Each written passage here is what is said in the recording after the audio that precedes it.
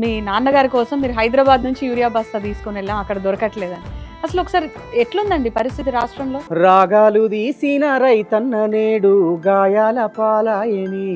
నమ్మించి ముంచినారే రైతుకు నరకాన్ని చూపుతుండ్రే, వందల హామీలనిచ్చినారే. దేశానికే తిండి పెట్టేటి రైతు చేతులెత్తి వేడుకుంటుండు నేడు. కన్నీళ్ళ పాలాయ ఈ రాష్ట్రము, కాలయం నీ తీరు కాంగ్రెస్ రాజ్యము. బాగా ట్రెండింగ్ అయింది యూరియా కోసం రీసెంట్ గా పాడిన పాట. ఒక్క యూరియా బత్త కోసం పడిగా పూలు కాస్తున్నాడు. యూరియా బస్తాల కోసం ఆడోళ్ళు లైన్లో నిలబడుకుంటున్నారు.